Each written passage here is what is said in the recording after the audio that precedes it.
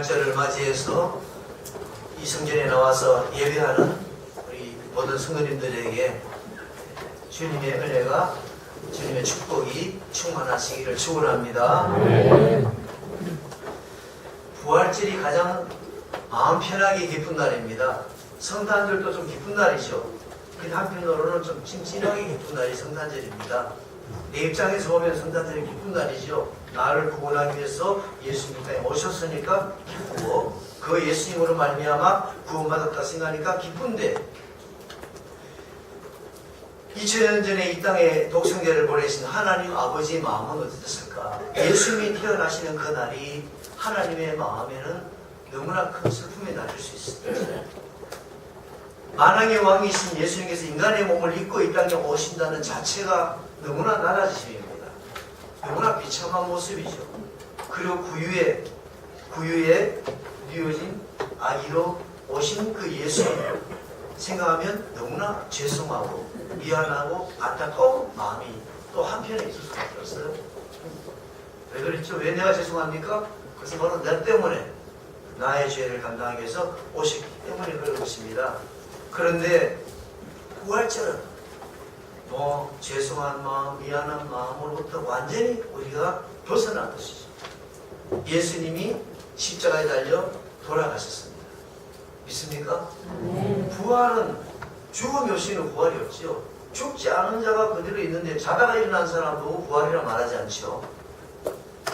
다시 살아났다. 다시 살아난다는 것은 죽음을 전제로 하는 것입니다. 예수님이 십자가에 죽으신 거 믿죠? 믿으시죠? 네. 왜 죽었습니까? 왜 죽었죠? 바로 우리 죄를, 예수님이 수명이 다시 돌아가신 게 아니에요. 암병 걸려서 돌아가신 거 아닙니다.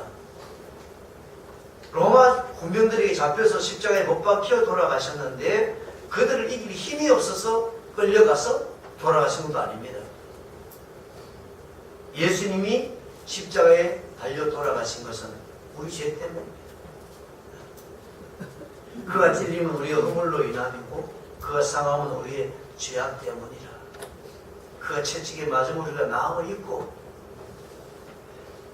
여호와께서는 우리 무리의 죄악을 그에게 감당시키셨도다. 예수님 이 땅에 오실 때는 박주한 인물을 띄고 오셨어요. 모든 우리의 죄를 감당하라고.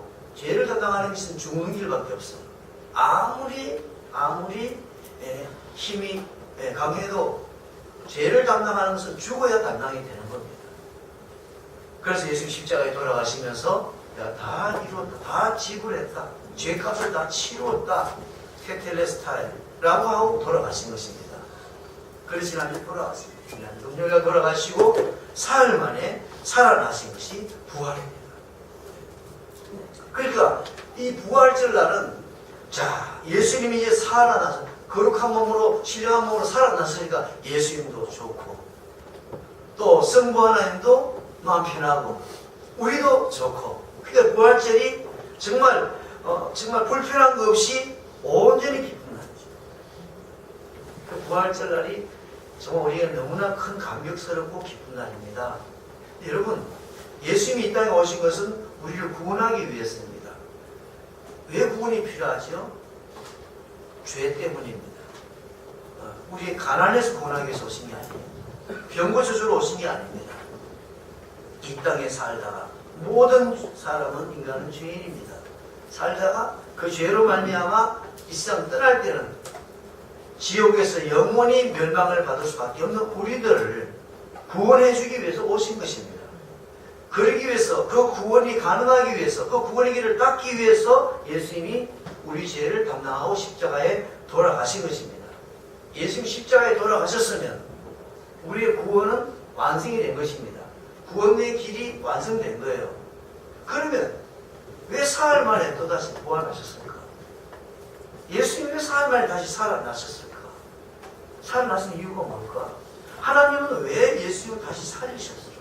그리고 40일 동안 그냥 제자들도 만나고 많은 사람들 만나고 돌아다니시면서 당신의 부활하신 모습을 다 보여주고, 제자들조차 제자 도마는 절대로 나는 못 믿겠다. 예수 어떻게 살아났냐 하는 동아이들은 일부러 두 번째 다시 오셔서 네 손가락을 내밀어서 못장 없는 내 손을 바닥을 만져보라.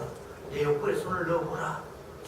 당신이 부활하신 죽었다가 살아나신 것을 입증해 보이시기 위해서 40일 동안 계시다가 그렇게 승천하셨단 말이죠. 왜? 죄를 없이 하는 일은 십자가에서 끝이 났어요. 그리고 그 예수를 믿으면 우리는 구원받을 수 있습니다. 근데 왜 부활의 일을 주셨을까? 친절하신 하나님 때문입니다. 우리 사도행전 17장 한번 보시죠. 사도행전 17장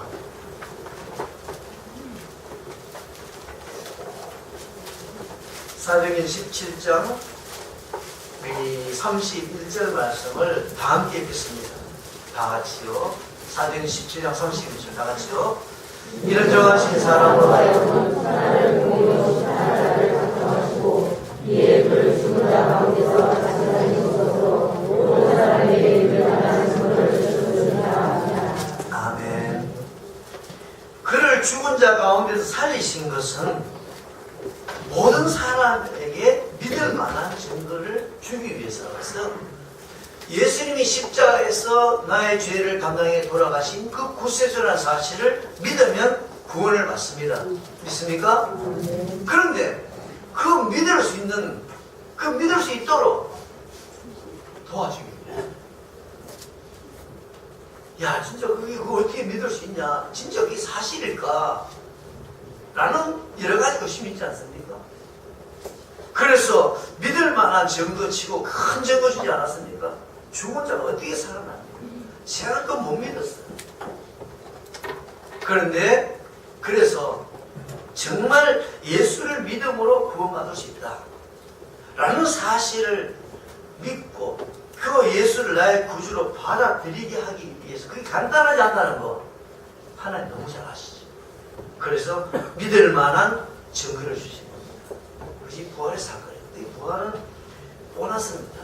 정말 친절한 하나님. 하나님은 너무나 친절하신 분이다 라는 거죠. 그래서 여러분 이 부활하신 부활의 증거는 너무나 많이 있습니다.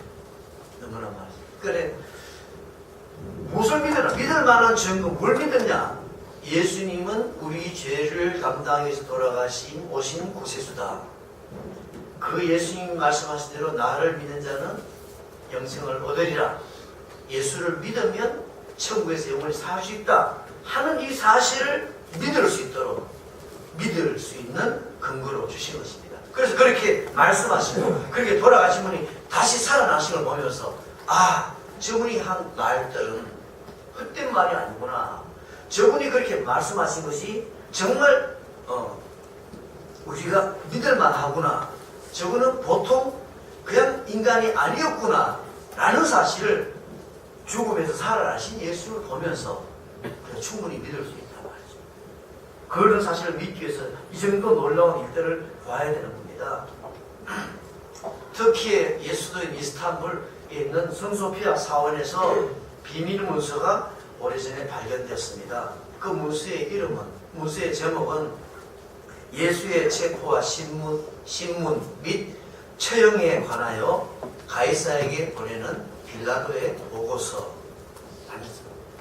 그래서 로마에 파송받은 총독으로서 그 유대 지역을 다스리고 있었던 본디오 빌라도가 로마에 있는 황제 티베리우스에게 보낸 보고서입니다. 그 보고의 내용은 바로 예수님을 체포하고 신문하고 처형했던 것과 관계된 보고서입니다. 총독이 황제한테 행정보고서를 올린 거죠. 그 보고서의 내용은 이렇습니다. 각하께 문안드립니다. 제가 다스리는 지역에서 최근 수년 동안 일어난 사건은 나라의 운명까지도 변하게 할지 모르는 일이기에 각하께 소상히 알려드리고자 합니다. 원하지는 않았지만 폭동이 걱정되어 희생양으로 예수라는 청년을 십자가에 처형했습니다. 그리고 다 끝난 줄 알았는데 더 큰 혼란에 빠지게 되었습니다. 그 이유는 그가 부활했기 때문입니다. 무덤은 텅 비었고 제자들은 예수의 부활을 전파하고 있습니다. 예수의 생애는 마치 진흙이 토기장이 손에 있듯이 모든 것이 그의 손에 있음을 증명하고 있습니다. 따라서 저는 그의 주장이 사실일 수밖에 없다고 감히 말씀드립니다. 본디오 빌라도 이런 보고서가 발견됐죠. 이것보다 더 우리가 공감할 수밖에 없는, 믿어볼 수밖에 없는 증거들은 제자들입니다. 예수님이 이 땅에 계실 때 특별히 12명의 제자들을 3년 동안 데리고 다니면서 가르치고 훈련했어요. 그런데 예수님께서 잡혀가실 때 제자들은 다 도망가 버렸어요. 왜? 자기들이 예수 때문에 예수님 제자로 예수님께 속한 자로 인정을 받아서 감옥 갇히거나 붙잡혀 함께 죽을까봐. 예수님의 수제자라고 말했던 베드로조차도 어린 계집종이 당신도 같은 일당 아니냐? 내가 당신 본 것 같다 하니까 아니라고 펄쩍 뛰었습니다. 세 번씩이나 아니다. 저주하면서 나는 아니다 라고 했었습니다. 그 제자들은. 그래서 다 도망가 버렸어요. 부인했죠. 근데 그 제자들이 어느 날 세상으로 나왔어요. 나와서 외치기를 뭘 주장하냐? 뭘 외치느냐? 살아난다. 너희들이 십자가에 못 박아 죽인 예수가 메시아다. 우리를 죄에서 구원해서 오신 구세주고 그분은 다시 살아나셨다고 증거하는 것입니다. 로마 군인들과 그 당시 대제사장들은 이 입을 막으려고 때리고 가두고 협박하고 그랬어요. 근데 소용이 없었어요. 그들의 주장은 이 말을 하면 우리가 불이익을 당하고 고난당하고 다 알았지만 보고 들은 것을 말하지 않을 수가 없다. 예수님이 죽음에 살아나신 것을 보기 전까지는 3년 동안 예수님 따라다니면서 예수님이 정말 대단한 분이고 너무나 훌륭한 분이고 위대하신 분이라는 사실을 알고 예수님 앞에서 예수님 살아계실 때 무슨 일이 있어도 우리 주님을 배반하지 않고 끝까지 따라갑니다 라고 말하셨었는데 막상 예수님이 잡혀가시고 자기들도 같이 죽음의 자리에 가게 될 위협에서는 그 모든 약속들은 다 소용없었어요. 예수님에 대한 존경심과 이런 마음 가지고는 죽음까지는 갈 수가 없었던 거죠. 그런데 분명히 돌아가신 예수님이 살아나신 것을 확실히 목격한 이후에는 죽더라도 이 말은 안 할 수가 없었던 거죠. 예수가 정말 하나님의 아들이시고 우리의 구세주라는 사실을 예수님 다시 살아나신 걸 보면서 확실하게 다른 존재로 그들은 인식할 수밖에 없었던 거죠. 이 말하면 붙잡혀 죽을 줄 알면서도 매를 맞을 줄 알면서도 그들은 말하지 않을 수 없었다. 예수님이 내 증인이더라고 말씀했죠. 또 이 사실이 예수가 구수라는 사실을 믿음으로 말미암아 영원히 저주와 멸망받을 죄인이 천국 갈 수 있다는, 구원받을 수 있다는 사실을 그 비밀이기 때문에 이걸 알리지 않는다는 것은 도저히 그들이 용납할 수 없었던 거죠. 이기적이고 자기만을 모르는 사람이랄지라도 침묵할 수 없었다는 거죠. 이거 침묵하다가 우리가 정말 우리는 나쁜 놈들이다 이런 생각도 들었겠죠. 그래서 그들은 죽음을 통하여서 예수님의 부활 사실을 말하다가 죽었어요. 예? 그러니까 여러분 오늘 본문에도 보면 천사들이 또 말합니다. 왜 산자를 죽은 자 가운데 찾느냐? 살아나셨느니라. 살아나신 그 예수를 갈릴리에 가서 또 만나라. 이렇게 말했어요. 그러니 자기가 죽을 줄 알면서도 다른 사람이 죽었다 살아났다는 사실, 살아나지 않은 사실을 살아났다고 말하다가 죽는 바보는 세상에 없습니다. 이미 제자들은 예수님 부인하고 도망갔던 자들이에요. 도망갔던 자들이 결국은 예수님의 부활을 증거하다가 다시 살아나심을 증거하다가 죽음의 길로 걸어갈 수밖에 없었던 것은 부활이 사실일 수밖에 없어요. 이걸 믿지 않습니다. 여러분 거북선은 이순신이 만들었다 하는 사실 다 믿습니다. 그 믿는 근거가 무엇입니까? 옛날 서적에 내려오는 역사책 속에 내려오는 거북을 믿잖아요. 예수의 부활의 사실을 믿는 이유는 그 부활을 증거하는 너무나 예수를 잘 알고 또 예수님 배반하고 모른다고 배척하던 그 사람들이 예수 살아나는 거 나 분명히 봤다고 말하고 죽은 거예요. 한두 사람이 아니에요. 어느 쪽에 우리가 믿을 만한 그거 더 설득력이 있습니까? 책에 그렇게 써있잖아. 책에 써있는 게 아니라 자기 생명으로 자기 피를 쏟으면서 살아났다고 맞다고. 예수님 편입니까? 배신하고 도망갔던 제 아들. 사도 바울은 아예 예수를 인정하지 않고 예수 제 아들을 잡던 자들의 증언입니다. 어느 것이 더 설득력이 있습니까? 이성적으로 합리적으로 이해는 안 되지만 인정하고 믿음으로 받아들일 수밖에 없는 사실이 예수의 부활의 사실입니다. 자, 오늘 부활신앙이라고 제목을 적었는데 우리에게 필요한 신앙이 무엇이냐? 세 가지 신앙이 필요합니다. 십자가의 신앙. 앞에 제가 쭉 말씀드린 십자가의 신앙. 예수님이 우리 죄를 담당하시고 십자가에 돌아가셨다. 그 십자가를 믿음으로, 그 예수를 믿음으로 우리는 죄 사함받고 구원받을 수 있다는 것이 십자가의 신앙입니다. 구원받기 위해서 십자가의 신앙이 필요합니다. 천국문 앞에서 그 십자가의 신앙이 분명히 있어야 됩니다. 그런데 예수 믿는 우리들이 이 땅에 살아가는 동안에 십자가의 신앙만 가지고는 안 됩니다. 안 됩니다. 부활신앙이 필요합니다. 나를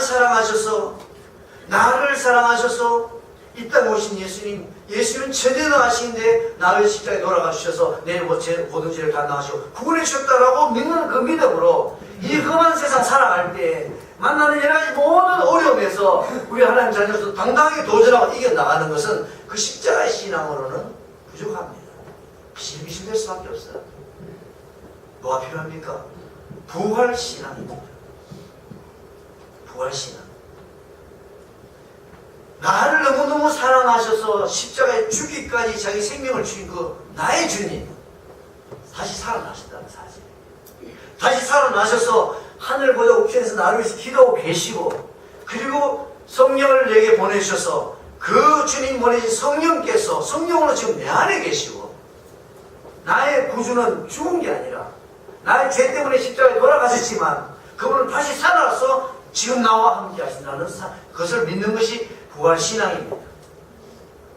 예수님 다시 살아나신 거 믿습니까? 네. 아세요? 예. 그런데 가만히 보면 부활신앙이 아니라 부활상식을 가지고 있습니다. 상식적으로 다 알아요. 사흘 만에 살아났습니다 하고 다 대답합니다. 부활상식이 아니고 부활신앙 말이죠. 예수님 계실 때 나사로의 그 누이 마르다와 마리아 이 삼남매와 너무 친하고 이들은 너무 예수님을 잘 따르고 의지하고 예수님도 이들을 사랑했습니다. 그래 이 믿음이 얼마나 좋은 오누이들이겠어요. 나사로가 죽었을 때 뭐가 하나 드러나느냐? 마르다의 신앙은 부활신앙이 아니라 부활상식이었다. 예수님 다시 오시는 날에는 죽은 자도 다 살아날 줄 내가 다 압니다. 상식입니다. 예수님께서 그래 가자. 무덤으로 가자. 돌을 옮겨놓으라니까 마르다가 뭐라고 말합니까? 예수님 벌써 냄새가 납니다. 왜 돌을 치워놓으라 하죠? 이미 나흘이나 돼서 썩어서 냄새가 납니다. 왜 돌을 치웁니까? 라고 말한 것이죠. 예수님께서 네가 믿으면 하나님의 영광을 보리라 하시고 돌을 옮겨놓게 만들고 나사로야 나오라 하니까 죽은 나사로가 걸어 나왔습니다. 할렐루야. 마르다는 부활 상식 언젠가는 주님이 오실 날에 죽은 자 다 다시 살아날 것을 알았습니다.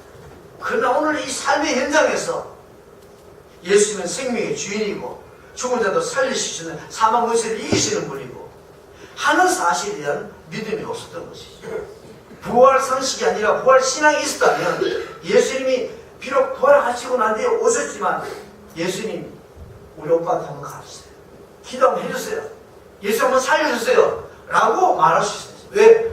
주님은 죽은 자를 살리시는 분이라는 사실, 생명의 주인이라는 사실을 믿는다면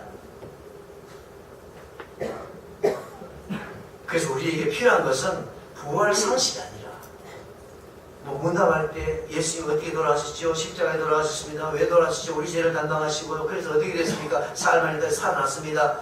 동그라미. 그거는 부활 상식입니다. 부활 신앙은 뭐냐?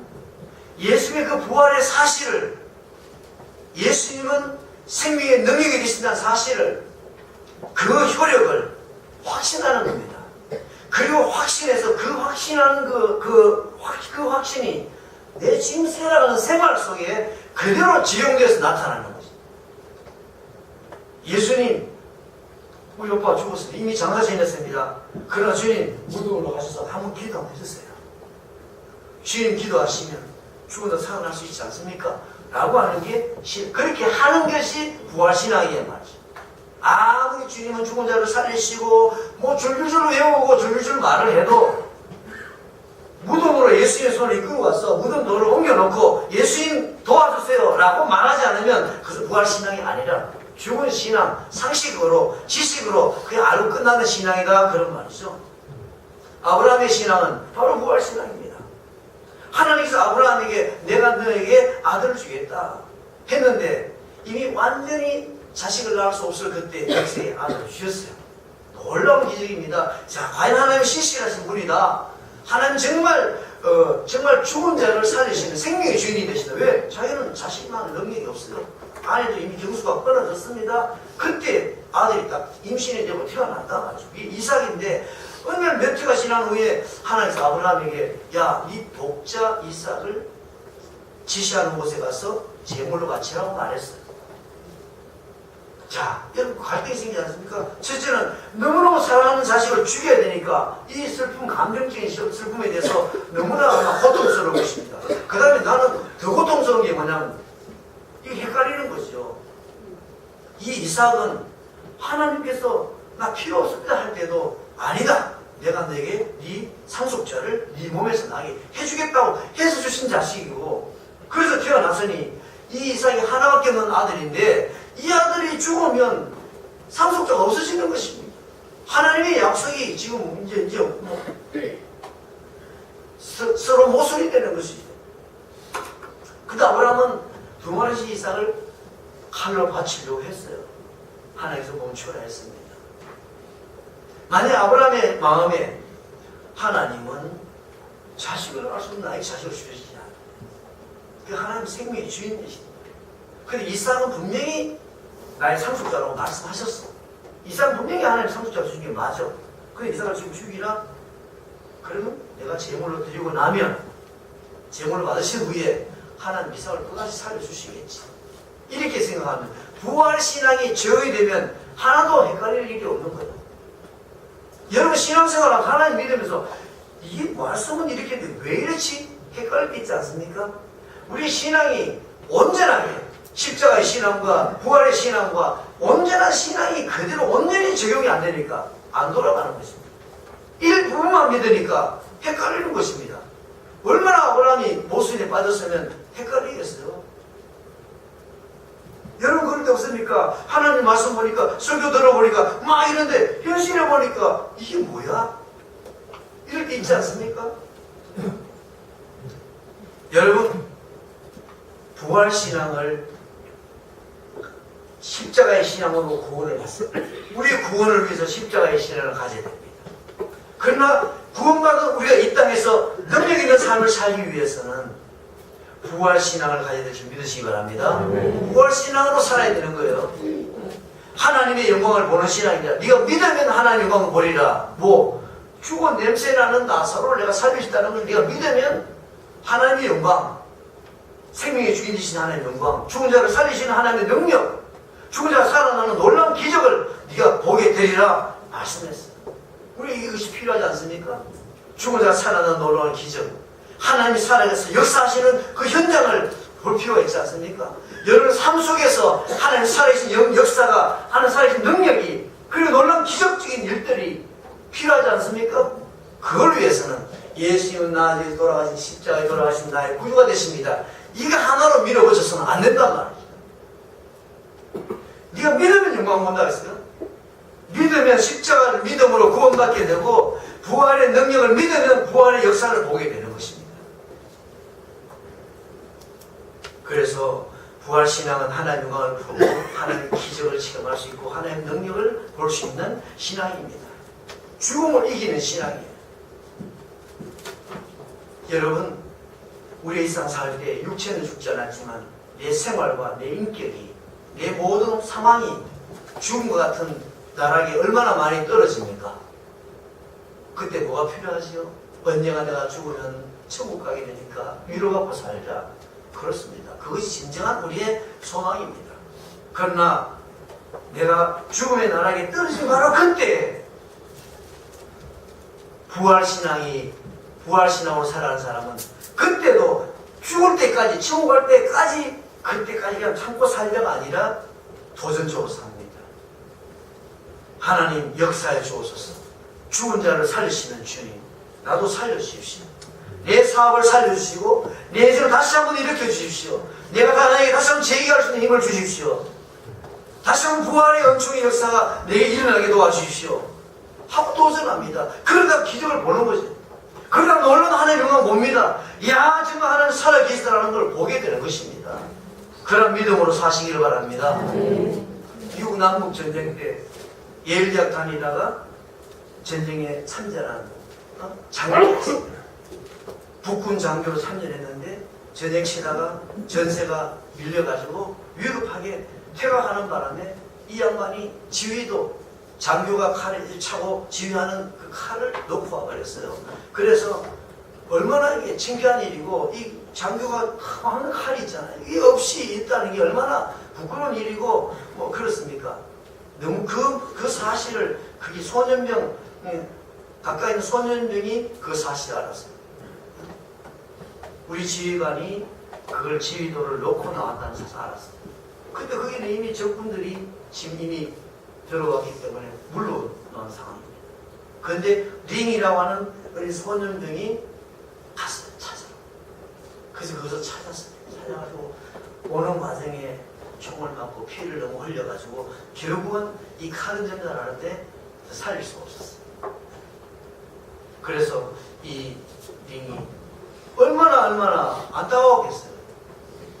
내가 이 어린 소년병을 죽인 것처럼 된 거예요. 그 병사가 죽을 때 눈물 흘리면서 너는 죽음에 두렵지도 않잖냐. 이렇게까지 할 필요가 없었는데 왜 그렇게 했느냐 했더니 이 소년병이 이런 말을 합니다. 저 때문에 너무 걱정하지 마십시오. 저는 죽음을 두려워하지 않습니다. 부활하신 예수님께서 저와 함께 계시기 때문입니다.